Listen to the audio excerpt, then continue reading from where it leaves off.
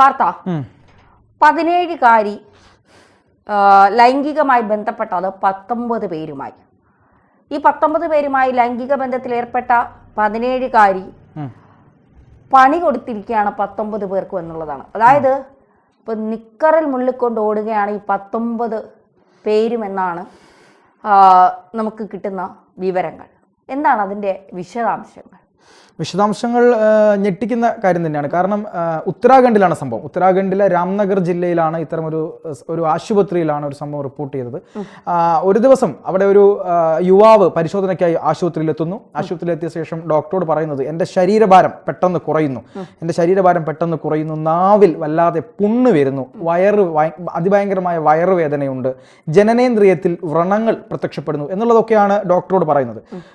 കൂടാതെ ഇടയ്ക്കിടയ്ക്ക് അതിഭയങ്കരമായ പനിയും ക്ഷീണവും, നല്ല പനി വരിക, ക്ഷീണം വരിക, ബുദ്ധിമുട്ട് വരിക. അപ്പോൾ ഇത് കണ്ട ഡോക്ടർക്ക് ഒരു വശപ്പശക്ക് തോന്നി. എല്ലാ ടെസ്റ്റുകളും ചെയ്ത ശേഷവും അതിലൊന്നും ഒരു പ്രശ്നവും ഇല്ലാതിരുന്നപ്പോൾ HIV ടെസ്റ്റ് ചെയ്യുന്നു. HIV ടെസ്റ്റ് ചെയ്തപ്പോൾ HIV പോസിറ്റീവാണ്. എങ്ങനെയാണ് HIV പോസിറ്റീവായത് എന്നുള്ള ഒരു അന്വേഷണത്തിൽ നിന്ന് ചില വിവരങ്ങളൊക്കെ ഡോക്ടർമാർക്ക് കിട്ടുകയാണ്. പക്ഷേ ഇത് അവിടെ നിന്നില്ല എന്ന് മാത്രമല്ല, പിന്നീട് ഇതേ ലക്ഷണങ്ങളുമായി വേറൊരു യുവാവ് കൂടി ആശുപത്രിയിലേക്ക് വരുന്നു. അയാൾക്കും HIV പോസിറ്റീവ് ആകുന്നു. തുടർച്ചയായി 17ഓളം പേരാണ് ആശുപത്രിയിലെത്തിയത്. അത് ഏകദേശം 10-12ഓളം പേർ ആ ആശുപത്രിയിലും ഏകദേശം 4-5 പേർ വേറെ ആശുപത്രിയിലുമായിട്ടാണ് എത്തിയത്. അപ്പോൾ ഇതിനെപ്പറ്റി അവിടുത്തെ ആരോഗ്യ വകുപ്പ് വളരെ ഗൗരവത്തോടെ കാര്യത്തെ എടുക്കുകയും ഇതിനെപ്പറ്റി അന്വേഷണം നടത്തുകയും ചെയ്തപ്പോൾ ഇവരുടെ വീട്ടിനടുത്ത് തന്നെയുള്ള ഒരു പെൺകുട്ടിയായ 17കാരിയിലേക്ക് ഇവർ എത്തിപ്പെടുകയാണ്. ആ 17കാരിയുടെ പ്രശ്നം എന്ന് പറയുന്നത്, ഈ 17കാരി ഒരു ലഹരിക്കടിമ, ഹെറോയിൻ അടിമപ്പെട്ട ഒരു പെൺകുട്ടിയാണ് ഈ 17കാരി. ഈ 17കാരി ലഹരിക്ക് അടിമപ്പെട്ടത് കൊണ്ട് തന്നെ ഈ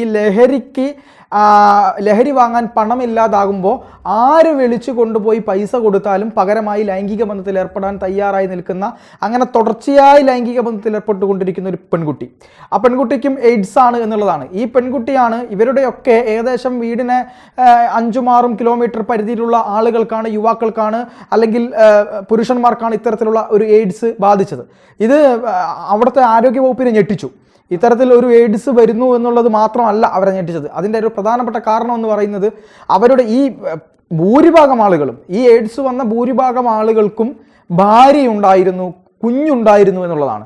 ആ കുഞ്ഞിനെ നമുക്ക് മാറ്റി നിർത്താം, കുഞ്ഞിന് വരില്ല എന്ന് വിചാരിക്കാം. പക്ഷേ ഭാര്യയുള്ള ഒരാൾക്ക് അവർ വീണ്ടും എന്തായാലും ഭാര്യയുള്ളവരാണെങ്കിൽ ലൈംഗിക ബന്ധത്തിൽ ഏർപ്പെടുകയും ആ ഭാര്യയ്ക്ക് കൂടി ഈ തരത്തിൽ സംഭവിക്കും, എയ്ഡ്സ് കിട്ടുന്ന രീതിയിലേക്ക് പോവുകയും ചെയ്യും. അങ്ങനെ ഇത് വലിയ രീതിയിൽ പടരും.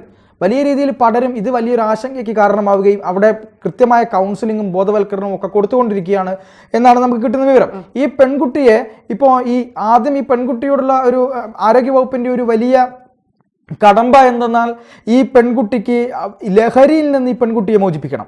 അതിനവർക്ക് കൗൺസിലിംഗ് കൊടുക്കണം, ട്രീറ്റ്മെന്റ് കൊടുക്കണം. അതിനുശേഷം മാത്രമാണ് എയ്ഡ്സിനുള്ള ട്രീറ്റ്മെന്റ് കൊടുക്കാൻ പറ്റുള്ളൂ. എയ്ഡ്സിന് പ്രത്യേകിച്ച് ട്രീറ്റ്മെന്റ് ഒന്നും ഇല്ല എന്നുള്ളത് നമുക്കറിയാം. നമ്മുടെ ശരീരത്തിലെ പ്രതിരോധ കോശങ്ങളെ, പ്രതിരോധ വ്യവസ്ഥയെ തന്നെ ആക്രമിക്കുന്ന ഒരുതരം രോഗാണുവാണ് ഈ എയ്ഡ്സ് എന്ന് പറയുന്നത്. അത് നമ്മുടെ നമ്മുടെ പ്രതിരോധ വ്യവസ്ഥയെ ആകെ തകർത്ത് കളയും. അങ്ങനെ പ്രതിരോധ വ്യവസ്ഥയെ ആകെ തകർത്തിട്ട് എയ്ഡ്സ് കൊണ്ട് ആരും മരിക്കുന്നില്ല. പകരം ഈ പ്രതിരോധ വ്യവസ്ഥ തകർന്നത് കൊണ്ട് നമുക്ക് പലതരത്തിലുള്ള അസുഖങ്ങൾ വരും. ഒരു വൈറസ് അതിലൂടെയോ ഇതിലൂടെയോ പോയാൽ നമുക്ക് നമ്മുടെ ശരീരത്തിലേക്ക് കയറും. മഞ്ഞപ്പിത്തം മുതലായ ഹെപ്പറ്റൈറ്റിസ് ബി പോലുള്ള ഇത് വന്നിട്ട് നമ്മൾ മരണപ്പെടാം. അതുപോലെ തന്നെ ഒരു പനി വന്നാൽ അത് മൂർധന്യാവസ്ഥയിലേക്ക് പോകാം. ഒരു ശ്വാസം മുട്ടൽ വന്നാൽ നമുക്ക് അത് കിട്ടാത്ത രീതിയിലേക്ക് പോകാം. ഇത്തരത്തിൽ നമ്മുടെ ശരീരത്തിൻ്റെ എല്ലാ അവയവങ്ങളെയും അവയ്ക്ക് വരുന്ന അസുഖത്തെ കുറച്ചു കൊണ്ടുവരാനുള്ള നമ്മുടെ ശരീരത്തിൻ്റെ ഒരു പ്രതിരോധ ശേഷിയെ, ഒരു കഴിവിനെ സെൽഫ് ഹീലിംഗ് പവർ എന്ന് പറയും. നമ്മുടെ ശരീരത്തിനൊരു സെൽഫ് ഹീലിംഗ് പവർ ഉണ്ട്. ആ സെൽഫ് ഹീലിംഗ് പവറിനെ നശിപ്പിച്ച് കളയുന്ന ഒരു രോഗമാണ് എയ്ഡ്സ് എന്ന് പറയുന്നത്.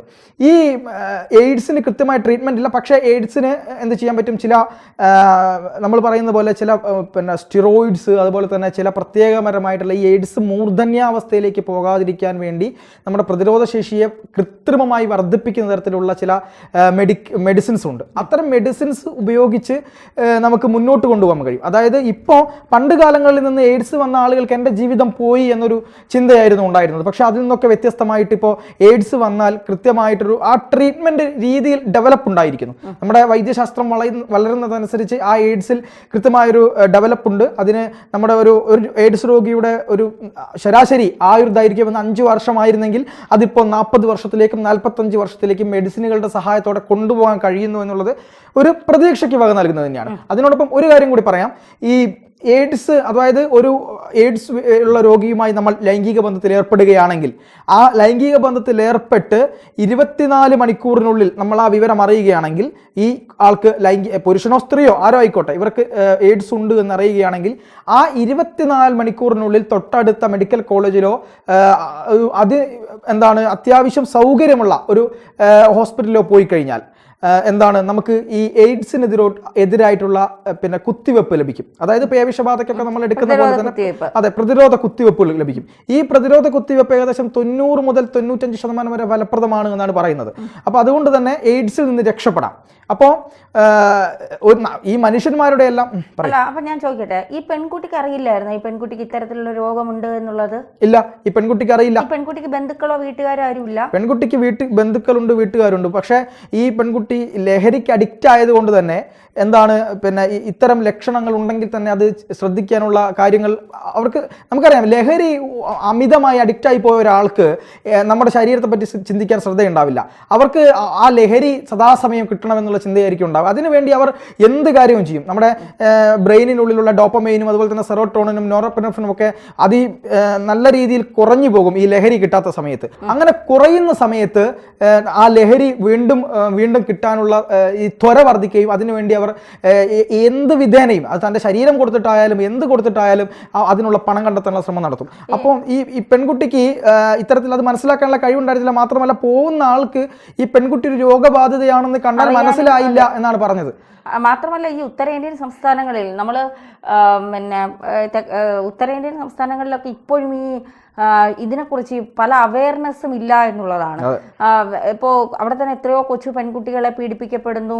അതായത് ലൈംഗിക ബന്ധത്തിൽ അവർക്ക് വലിയ അവയർനെസ് കൊടുത്തിട്ടില്ല. അത്തരത്തിൽ ഒരു ആരോഗ്യ മേഖലയിൽ നിന്ന് പോലും വലിയ രീതിയിലുള്ള അവയർനെസ് അവർക്ക് കിട്ടിയിട്ടില്ല എന്നുള്ളതാണ് പല വാർത്തകളിൽ നിന്ന് നമ്മൾ മനസ്സിലാക്കുന്നത്. ഇതിപ്പോൾ ആരോഗ്യ മേഖല അടങ്ങിയിരിക്കുന്ന ഒരു സംഭവം തന്നെയാണ്. കാരണം 17 വയസ്സ് മാത്രമുള്ള ഒരു പെൺകുട്ടിയാണ്, അത് ലഹരിക്ക് അടിമയാണ്, സെക്സിന് അടിമയാണ് എന്ന് പറയാം. മാത്രമല്ല അതിന് എത്ര കാലം ജീവിക്കും? കാരണം അതിന് എയ്ഡ്സ് പോലുള്ളൊരു രോഗവും പിടിപെട്ടിരിക്കുന്നു. മാത്രമല്ല ഈ 19 പേരുടെയും 19 പേരിൽ ഒരു 15 പേർക്കെങ്കിലും വിവാഹം കഴിഞ്ഞവരുണ്ടാകാം. ഈ 15 പേരും ഭാര്യമാരുമായി ലൈംഗിക ബന്ധത്തിൽ ഏർപ്പെട്ടിട്ടുണ്ടെങ്കിൽ അവരുടെ കുടുംബത്തിലുള്ളവർക്ക്, അപ്പോൾ ഒരു നാട് മുഴുവൻ ഈ രോഗത്തെ എന്താ പറയുക പടർത്താൻ ഈ 17കാരിക്ക് കഴിഞ്ഞു എന്നുള്ളതാണ് ഇതിന്റെ ഭീകരാവസ്ഥ എന്ന് പറയുന്നത്. എന്തായാലും ഇതിൽ ആരോഗ്യവകുപ്പ് കൃത്യമായ തീരുമാനമെടുക്കട്ടെ, അല്ലെങ്കിൽ ഒരുപാട് ജീവനുകൾ അവിടെ ഇല്ലാതാകുമെന്നുള്ള കാര്യത്തിൽ സംശയം വേണ്ട. തന്നെ ഇതിൽ വേറൊരു കാര്യം കൂടെയുണ്ട്. നമ്മുടെ യുവാക്കൾ, നമ്മുടെ ലഹരിക്ക് അടിമപ്പെടുന്ന എല്ലാ ആളുകൾക്കും ഇതൊരു പാഠമാണ്. ലഹരിക്ക് അടിമപ്പെടുന്നവർക്ക് മാത്രമല്ല, സുരക്ഷിതമായ ലൈംഗിക ബന്ധം എന്നുള്ളത് നമ്മൾ തുടർച്ചയായി കൊടുത്തുകൊണ്ടിരിക്കുന്ന അവയർനെസ് ആണ്. ഇല്ലെങ്കിൽ അതിഭീകരമായിട്ടുള്ള ദാരുണമായിട്ടുള്ള ദുരന്തങ്ങൾ നമ്മൾ ഏറ്റുവാങ്ങേണ്ടി വരും. തീർച്ചയായിട്ടും.